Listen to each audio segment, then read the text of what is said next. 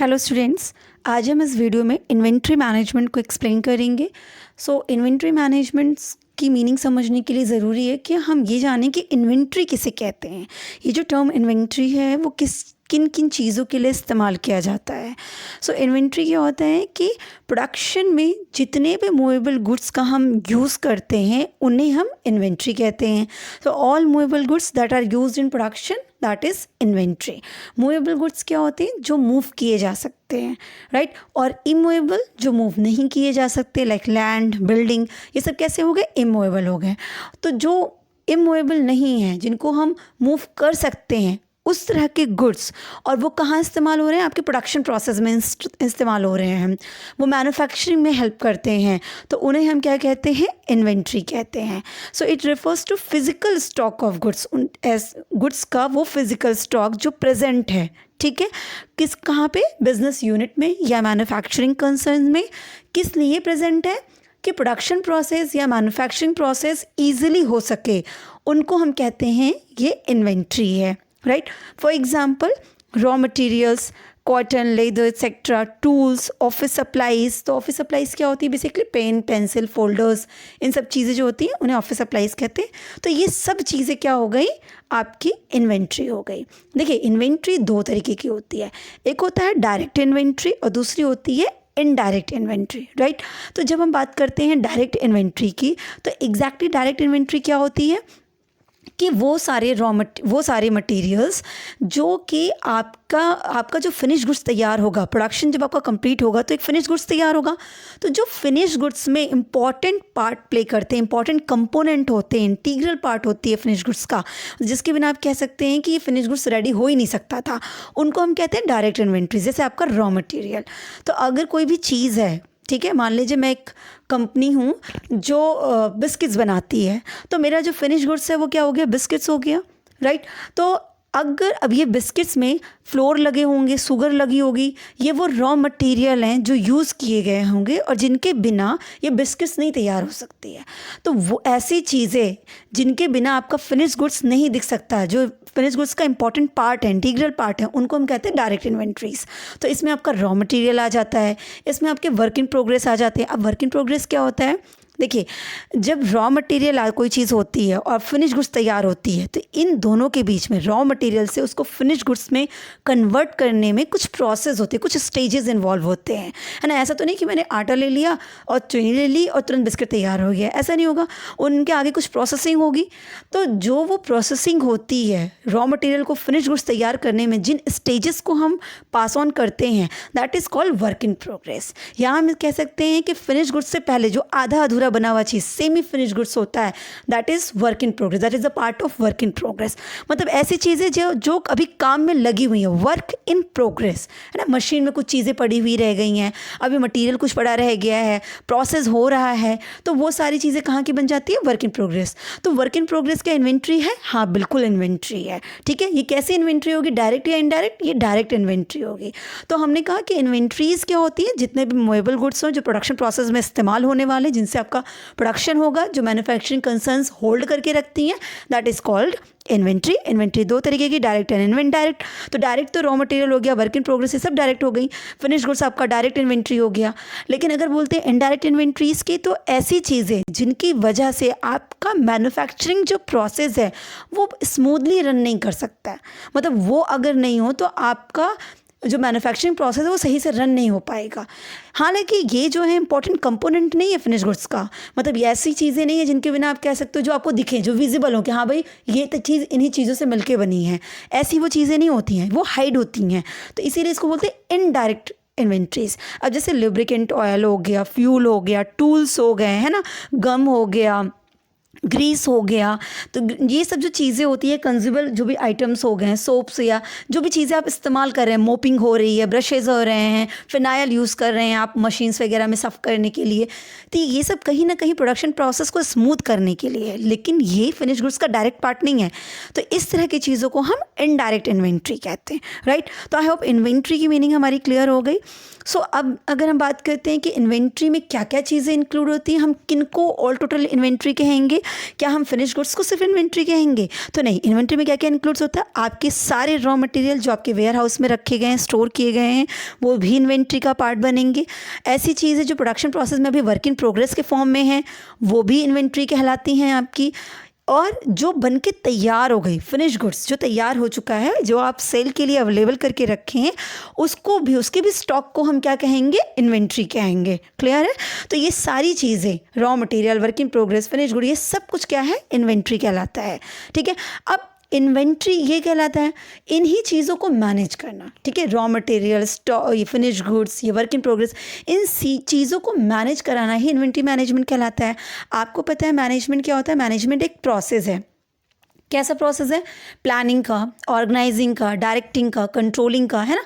ये एक प्रोसेस है मैनेजमेंट।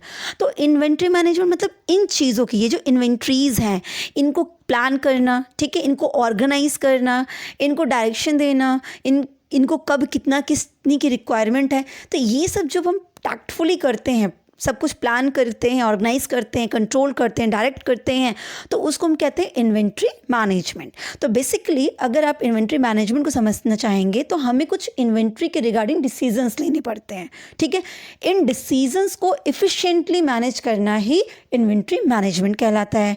तो इन्वेंट्री के रिगार्डिंग में क्या डिसीजन लेना पड़ सकता है कि हाउ मच टू ऑर्डर। अगर ये रॉ मटेरियल है, मैं एक मैन्युफैक्चरिंग कंसर्न हूँ, मैं फैक्ट्री हूँ, मेरा बिजनेस चल रहा है ना, मेरी फैक्ट्री है, तो मेरे सामने अगर इन्वेंट्री को मैनेज करने की बात आ रही है तो मेरे लिए क्या है? बेसिक चीज़ आएगी कि मुझे ये रॉ मटेरियल्स कितना ऑर्डर करना चाहिए, है ना? फिनिश गुड्स का कितना प्रोडक्शन के लिए ऑर्डर करना चाहिए। अगर फिनिश गुड्स भी इन्वेंट्री ही है तो मार्केट में कितने फिनिश गुड्स की डिमांड है, तो हमें प्रोडक्शन के लिए कितना फिनिश गुड्स ऑर्डर करना चाहिए, तो हाउ मच टू ऑर्डर।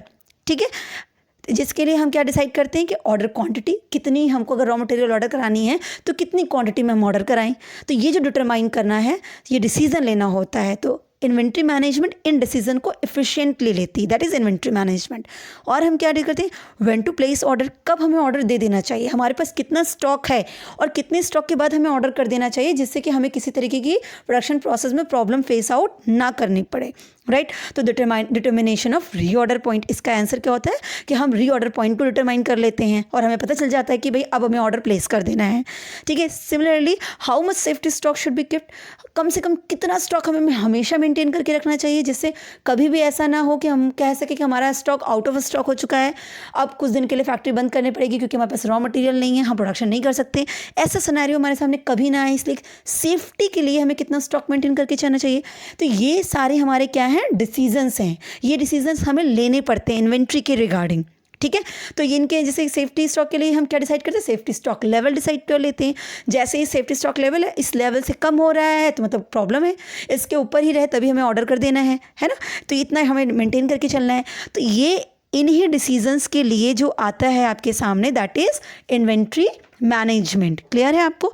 तो बेसिकली अगर कहें कि इन डिसीजंस को वेल ऑर्गेनाइज साइंटिफिकली मैनेज करना, उसका डिसीजन लेना, है ना, इन प्रॉब्लम्स को, सॉल्यूशंस को ढूंढना ही इन्वेंट्री मैनेजमेंट है।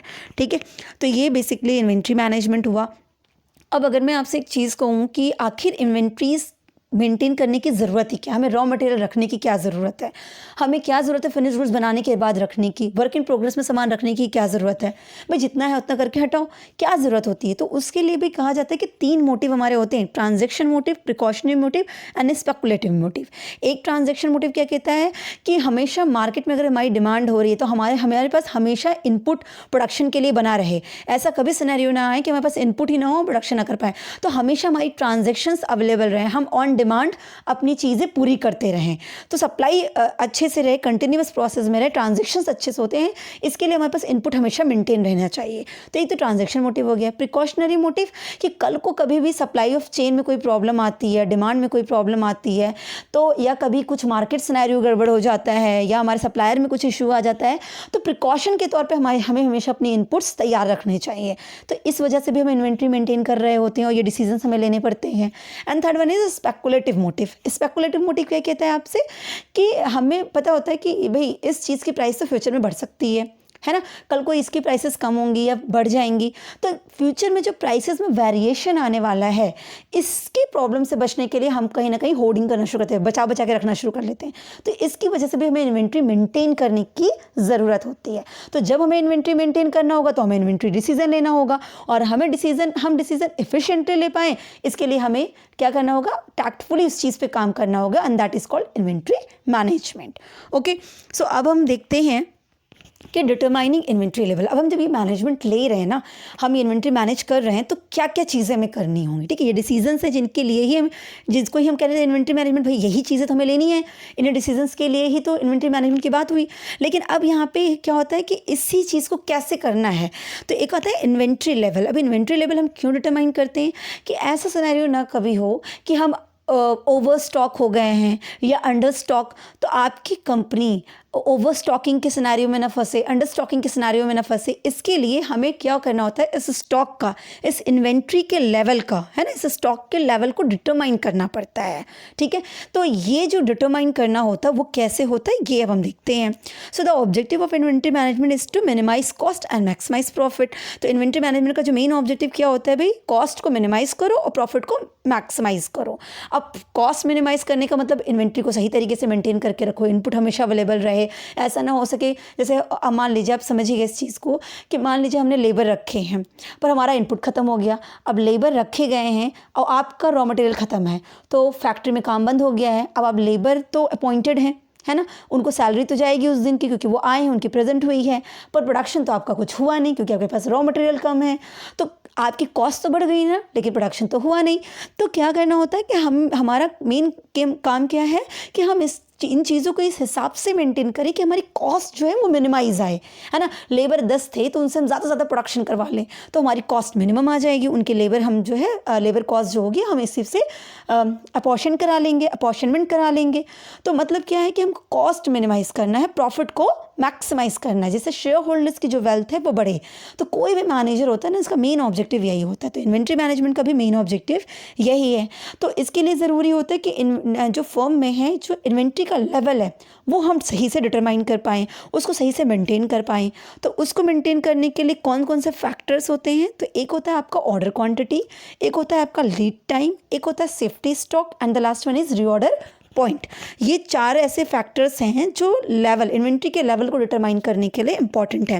देखिए, लेवल मैंने आपको बता दिया है कि लेवल मतलब कि स्टॉक ओवर स्टॉक ना हो या अंडर स्टॉक ना हो, इस सिनेरियो में आप ना फंसे, इसी के लिए हमको अपने लेवल को डिटरमाइन करना पड़ता है। ठीक है, तो डिटरमाइन करने की जब हम बात करते हैं तो ये लेवल कैसे डिटरमाइन होते हैं, हम मैक्सिमम लेवल को डिटरमाइन कर लेते हैं, हम मिनिमम लेवल को डिटरमाइन कर लेते हैं, हम ऑर्डर पॉइंट को डिटरमाइन कर लेते हैं, हम डेंजर स्टॉक पॉइंट को डिटरमाइन कर लेते हैं। हम इन सारे पॉइंट्स को डिटरमाइन कर लेते हैं तो हमारा इन्वेंट्री लेवल मेंटेन रहता है। क्लियर है। आप कॉस्ट अकाउंटिंग में ही इनके न्यूमेरिकल भी सॉल्व किए होंगे, inventory management, inventory control techniques में।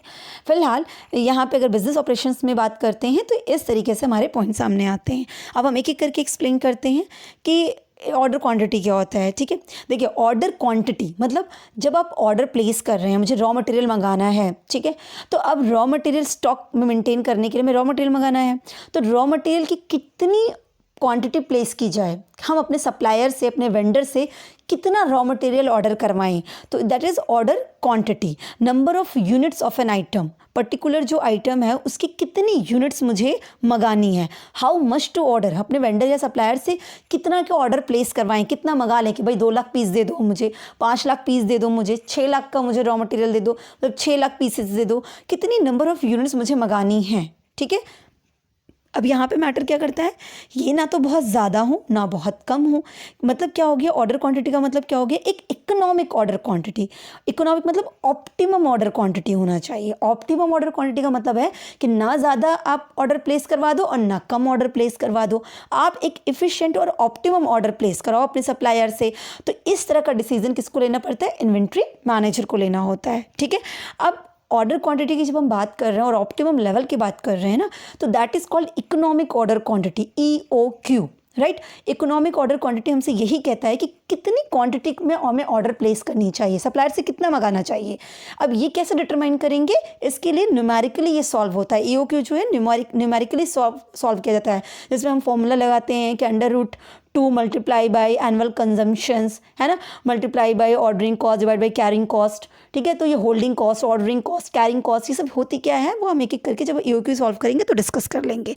ठीक है, अब हम नेक्स्ट देखते हैं कि लीड टाइम क्या होता है।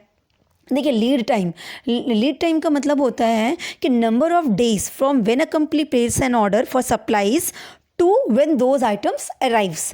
तो जैसे कि मुझे रॉ मटेरियल मंगाने हैं, तो आज अगर मैंने कंपनी से प्लेस किया ऑर्डर, ठीक है, कि मुझे 5 लाख रॉ मटेरियल चाहिए सप्लायर को, तो आज से और 5 लाख के रॉ मटेरियल वापस मेरे यहाँ पे जिस दिन कंपनी में आ जाएंगे, अवेलेबल हो जाएंगे, इन दोनों के बीच में जितने नंबर ऑफ डेज लगे, that is called lead time, right. So it is a difference between the point when need for material has emerged. आज मुझे मटेरियल की रिक्वायरमेंट्स स्टार्ट हुई है, तो आज मैंने ऑर्डर प्लेस किया, and actual receiving of material जिस दिन रिसीव हो जाता है, इन दोनों के बीच का जो डिफरेंस है, जितना टाइम गैप है, that is called lead time. ठीक है, ये एक्चुअली गैप है, टाइम गैप को लीड टाइम कहते हैं। क्लियर है। So lead time is equal to कैसे निकालते हैं, requisition time and procurement time. अब ये क्या होता है, requisition time and procurement time क्या होता है। देखिए, रिक्विजिशन टाइम का मतलब आपको जब ज़रूरत महसूस हुई, रिक्वायरमेंट जब हुई, जब आपने रिक्विजिशन तैयार किया, परचेज रिक्विजिशन तैयार किया कि परचेज का ऑर्डर प्लेस करना है, ठीक है, ऑर्डर प्लेसमेंट कराई, तो वो दिन है ना, वो प्लस कर लो, उतने प्रोसेस में जितना दिन लगा, प्लस प्रोक्योरमेंट टाइम, जब सप्लायर के पास से उसको डिलीवर करने में जितना टाइम लगा, दोनों को ऐड कर दीजिए तो जो आया दैट इज़ लीड टाइम, है ना। तो इसका मतलब ये क्या है, टाइम गैप है कि आपने प्लेस किया ऑर्डर और आपके घर, आपकी कंपनी, आपकी फैक्ट्री में वो मटेरियल या चीज़ सप्लाईज हो गई, उस टाइम गैप को ही हम कहते हैं लीड टाइम, राइट। तो कौन कौन से ऐसे फैक्टर्स होते हैं जो लीड टाइम को इफेक्ट करते हैं। Availability and type of inventory. Availability and type of inventory का मतलब क्या हो गया कि किस नेचर की इन्वेंट्री की आपको ज़रूरत है ना। तो अब जैसे कि अगर इन्वेंट्री अवेलेबल है, जो भी स्टॉक आपको, जो रॉ मटेरियल आपको मंगवाने हैं वो मार्केट में अवेलेबल है, तो आपका लीड टाइम क्या लगेगा, कम लगेगा। और जो वेंडर है आपका, सप्लायर्स के पास सफिशिएंट स्टॉक है तो लीड टाइम कम लगेगा, पर वो अवेलेबल नहीं है तो लीड टाइम ज़्यादा लगेगा। तो ये लीड टाइम इस बात पे भी डिपेंड करता है कि अवेलेबल है स्टॉक में या नहीं। Distance between the buyer and vendor. अगर आप जिससे परचेज करते हैं, आपका सप्लायर, वो बहुत दूर रहता है, ठीक है, मतलब वो दूसरे स्टेट में रहता है या दूसरी कंट्री में रहता है और आप किसी और जगह रहते हैं, तो आपके बीच का जो डिस्टेंस है वो कहीं ना कहीं लीड टाइम होता है, क्योंकि ज़्यादा दूर है, डिस्टेंस ज़्यादा होगा तो लीड टाइम ज़्यादा लगेगा, है ना। आपके ऑर्डर प्लेस करना, फिर वहाँ से सामान पहुँचना, यही तो लीड टाइम है। तो दूर है तो फिर ज़्यादा लीड टाइम लगेगा, कम है तो फिर लीड टाइम कम लगेगा। Stages of business cycle. अब स्टेजेस ऑफ बिजनेस साइकिल का हम समझिए कि जैसे मान लीजिए डिप्रेशन का टाइम पीरियड चल रहा है, बूम पीरियड, डिप्रेशन पीरियड।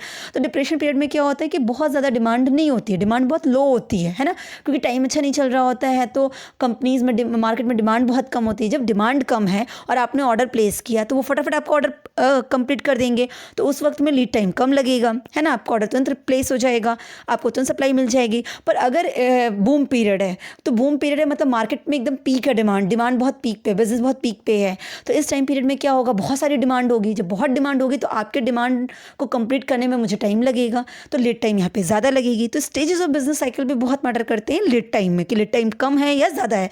देखिए, लीड टाइम भी मैक्सिमम लीड टाइम होता है, मिनिमम लीड टाइम होता है और एवरेज लीड टाइम होता है। एवरेज लीड टाइम कैसे निकालते हैं, मैक्सिमम लीड टाइम मतलब ज़्यादा से ज़्यादा कितना दिन लग सकता है, मिनिमम लीड टाइम कम से कम कितना दिन लग सकता है, दोनों को प्लस करते, डिवाइड बाई 2 करते, that is your average lead time. Okay, अब हम नेक्स्ट देखते हैं रीऑर्डर पॉइंट। रीऑर्डर पॉइंट मतलब क्या होता है कि अगर एक बार ऑर्डर प्लेस कर दिया, सामान आ गया, अब हमारे यहाँ स्टॉक चल रहा है, अब दोबारा हमें कब ऑर्डर प्लेस करना है, ठीक है। तो रीऑर्डर पॉइंट, हमको किस पॉइंट पे ऐसा लगेगा कि हमें दोबारा ऑर्डर प्लेस करना है। Inventory level where purchase order for new stock must be initiated, हमें दोबारा कब करना है। Is a specific level at which your stock needs to be replenished, मतलब आपको बताना है कि भाई इतना स्टॉक है, अब कितने स्टॉक के बाद, जैसे मेरे पास, मुझे 5 लाख मटेरियल चाहिए होता है, मेरा 5 लाख का मटेरियल एक बार ऑर्डर में आ गया, अब काम चल रहा है, तो 2 लाख बचा है, 1 लाख बचा है, 3 लाख बचा, कितना अभी स्टॉक मेरा बचा हुआ है कि मुझे दोबारा ऑर्डर प्लेस कर देना चाहिए। ये भी डिटरमाइन करना बहुत इंपॉर्टेंट होता है ना। क्योंकि मान लीजिए कि ऐसा तो आप करेंगे नहीं कि 5 लाख पूरा खत्म हो जाएगा तब आप दोबारा ऑर्डर प्लेस करेंगे, ऐसा तो बिल्कुल भी नहीं होगा। तो भाई कितना ऑर्डर आपके यहाँ बचा, कितना स्टॉक में रहे, तभी आप दूसरा ऑर्डर प्लेस कर दीजिए। तो ये होता है रीऑर्डर पॉइंट, इसी को कहते हैं, राइट। तो रीऑर्डर लेवल कैसे डिसाइड होता है, इसी को रीऑर्डर पॉइंट या रीऑर्डर लेवल भी कहते हैं। ये कैसे डिसाइड होता है, maximum rate of uses multiply by maximum lead time. तो अगर आप ज़्यादा से ज़्यादा इस्तेमाल करेंगे तो कितना मटेरियल आप एक दिन में यूज़ कर डालते हैं, और अगर आप ऑर्डर प्लेस करते हैं और सप्लाईज आती है तो इस टाइम में ज़्यादा से ज़्यादा कितना टाइम लग सकता है, तो दोनों को मल्टीप्लाई कर देंगे। इसका मतलब इतना तक का तो स्टॉक मेंटेन करना है। जैसे मैं कहती हूँ कि मुझे अगर बहुत ज़्यादा अगर एक दिन में प्रोडक्शन होगा तो 2000 का मटेरियल यूज़ हो सकता है, और आपका एक बार अगर आप ऑर्डर मंगाते हैं तो 10 दिन लग जाता है ऑर्डर आने में। तो इसका मतलब कि आपके यहाँ पे कितना स्टॉक रहे तभी ऑर्डर प्लेस कर देना चाहिए। 2000 मल्टीप्लाई बाई 10, 20,000 का अगर आपके यहाँ स्टॉक अभी है तभी आप ऑर्डर प्लेस कर दीजिए। ठीक है, तो ये हो गया रीऑर्डर पॉइंट कि कितना अभी आपके पास लेवल मेंटेन रहे स्टॉक का कि तभी आपको दूसरा ऑर्डर प्लेस कर देना है। ओके, सो अब हम नेक्स्ट देखते हैं सेफ्टी स्टॉक क्या कहता है। सेफ्टी स्टॉक कहते हैं कि it indicates the minimum level of stock that should always be maintain in stock so that there is no risk of a stoppage of production. मतलब जैसे ये हो गया कि कम से कम इतना तो सेफ्टी के लिए आपके पास होना ही चाहिए, है ना, कि आपका कभी भी प्रोडक्शन ना रुकने पाए। तो सेफ्टी स्टॉक है ना कि इतना तो मेंटेन। एक और आता है डेंजर स्टॉक। डेंजर स्टॉक मतलब कि अगर आपका स्टॉक का लेवल यहाँ पहुँच गया, इसका मतलब बहुत प्रॉब्लम है। जितनी जल्दी हो सके आप अपना नया ऑर्डर जो गया हुआ है, आपने प्लेस किया हुआ है, उसको फटाफट मंगवा लीजिए, क्योंकि अब आपका लेवल डेंजर तक आ गया है। इसका मतलब आप कहीं ना कहीं अब आपकी प्रोडक्शन प्रोसेस स्टॉप हो सकती है। तो उसके पहले क्या आ जाता है, हमारा सेफ्टी लेवल आ जाता है। सेफ्टी स्टॉक कहता है कि कम से कम इतना तो हमेशा आपकी फैक्ट्री में मेंटेन रहना ही चाहिए। So that is a quantity of a product which is stored in the warehouse to prevent an out of stock situation। जब हम कहें कि आउट ऑफ स्टॉक है, हमारे पास है ही नहीं है। अब आप देखते हैं कभी कभी कुछ सामान खरीदे जाते हैं तो आपका दिखता है कि मार्केट में आउट ऑफ स्टॉक है, तो कंज्यूमर है, मार्केट में दिख रहा है सामने, लेकिन आपकी इनएफिशिएंसी की वजह से आप उस चीज़ को अवेल नहीं कर पा रहे हैं, आप पैसे नहीं कमा पा रहे हैं, बेनिफिट नहीं अचीव कर पा रहे हैं। तो इसका मतलब कहीं ना कहीं आपके लिए प्रॉफिट हैम्पर कर रही है आपकी। वो क्यों हो रही है? क्योंकि आपने सही तरीके से डिसीजन नहीं लिया, आपने मैनेजमेंट सही से नहीं रखा स्टॉक का। तो आप कभी भी आउट ऑफ स्टॉक की सिचुएशन में ना पहुँचे, आपकी प्रोडक्शन बंद ना हो जाए, आपका मैन्युफैक्चरिंग प्रोसेस ना रुके, इसके लिए कितना स्टॉक आपको हमेशा मेंटेन करके रखना चाहिए। Safety stock that is called. ठीक है, इसी को हम बोलते हैं बफर स्टॉक या रिजर्व स्टॉक या मिनिमम स्टॉक या मिनिमम लेवल। मतलब मिनिमम इतना तो स्टॉक रखना ही। जैसे मैं 5 लाख अपने उसमें मंगाती हूँ तो मैंने कह दिया किसी भी कीमत पे हमारे पास 50,000 का स्टॉक हमेशा मेंटेन रखना चाहिए, क्योंकि एक दिन में 2,000 1,000 एक स्टॉक बनते हैं। तो 50,000 रहेगा तो हमारा जब तक दूसरा हमारे पास मटेरियल आ जाएगा तब तक हमारा ये मटेरियल चलेगा।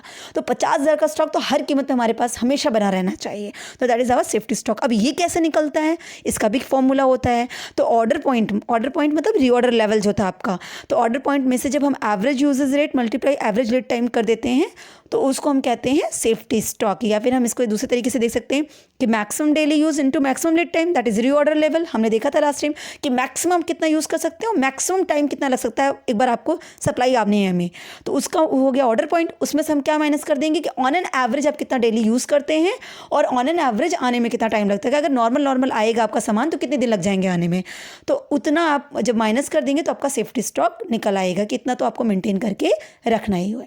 सो आई होप आपको ये सारी चीज़ें क्लियर हुई होंगी। Wish you all the best. Thank you so much.